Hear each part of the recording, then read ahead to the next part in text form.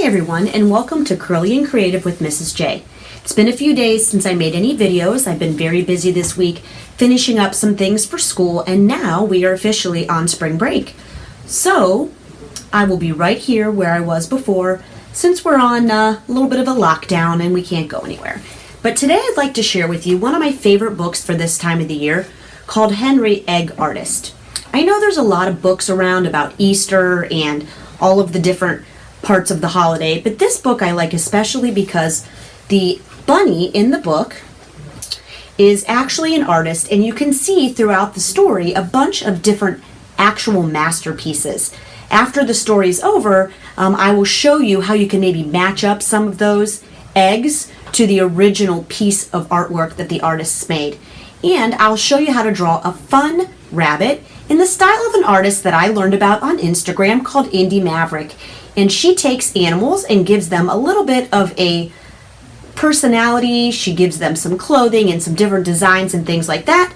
And I'll show you how to make your own little funny bunny and tell you some different ways that you can make some artistic eggs like Henri, the Egg Artist.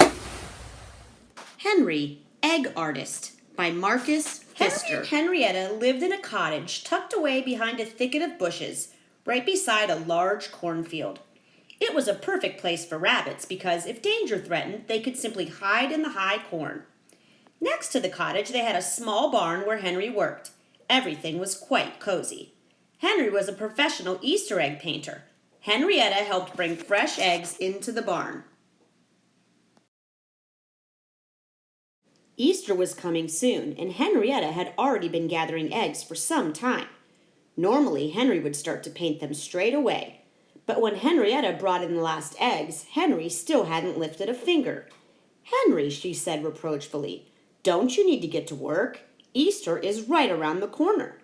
"Oh, enough with the eggs," snapped Henri. "I'm sick of them. I will never paint Easter eggs again. This is not a barn, it's my art studio," Henri said. "I'm an artist, not a farmer." "I beg your pardon?" asked Henrietta. She couldn't believe her long ears. "Surely you can't mean that." "Oh, Henri, think of all the children who are waiting for your Easter eggs. You can't disappoint them." "The children? I'm sure they're sick of eggs too. Same old painted eggs, year after year." "Think about last Easter, Henri. Your eggs were so wonderful." "Yes, they were lovely, just as lovely as they were the year before that, and the year before that, and exactly as lovely as they were 3 years ago. They were always lovely, and they were always exactly the same. I've had enough," said Henri, and he stormed outside. "Why don't you dye them with grass and herbs and onion skins?" suggested Henrietta. "You got all those wonderful brown and gold and ochre tints when you did that before." "Oh, like that hasn't been done before," snapped Henri. "Last time I was up to my neck in stinky old onion skins. I don't need that again. I am an artiste. I need new ideas. And above all, I need my peace and quiet." With that, he disappeared into his studio and slammed the door shut. Cranky as he was, of course Henri knew that the eggs had to be painted. When it came down to it, the truth was that he, Henri, was quite famous for his eggs. Even so, he was determined that this year his eggs would look different. Quite different. At last, inspiration struck. He would create artistic masterpieces, artwork that the world had never seen before. Henri carefully settled an egg on the easel and began to paint. He worked all night. When Henrietta nervously poked her nose through the door the next morning, she saw the first finished egg. It was a painting of a hare in blocks and layers of bold blue, red, and brown. It was hard to even recognize the figure. Henrietta didn't know what to say. Henri, don't you think you can do better than that? The funny hat, the red eye, it doesn't look like something children would enjoy." Henri glared at Henrietta and pointed silently at the door. By that evening, his second work was completed. Henri had painted a female rabbit, but it too was unusual. Henri's best friend, Marty Mole, gaped in astonishment when he peeked through the window. What was that rabbit wearing on its head? Bewildered, Marty stared at the new painting.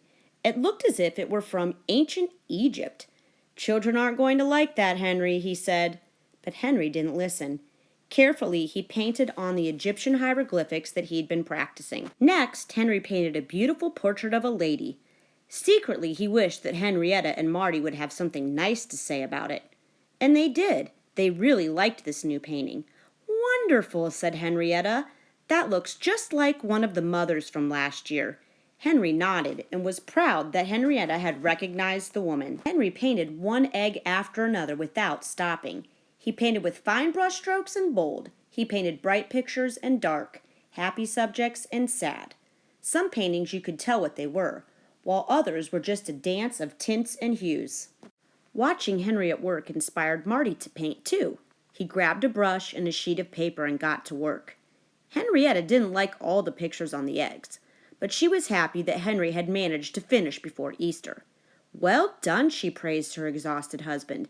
"Now we just need to hide the eggs, and then you can have yourself a proper rest." "Hide the eggs? Are you crazy?" Henry blazed. "Do you think I've worked day and night on these just to hide them? I'll have an exhibition so everyone can come and appreciate them." "I don't know, Henry. This is Easter. Children want to run around finding eggs.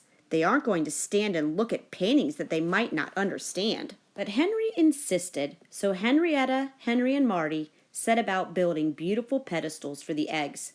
They built mounds of pebbles, patted them with fresh leaves, and then carefully set an egg on each, or searched for mossy nests on tree stumps. Egg after egg found its place in the sun, and by morning the exhibit was ready. Although they were dead tired, they didn't want to miss the reaction of the children hunting for Easter eggs and finding an art show instead. The sun had dried the last drops of dew from the grass when a small girl came up the garden steps. She rubbed her eyes and stared in disbelief. Then she knelt down by one of the eggs and gazed in wonder at it. Henrietta pulled Henry's arm and whispered, "Look, Henry, she likes it. I think your exhibit is a success after all."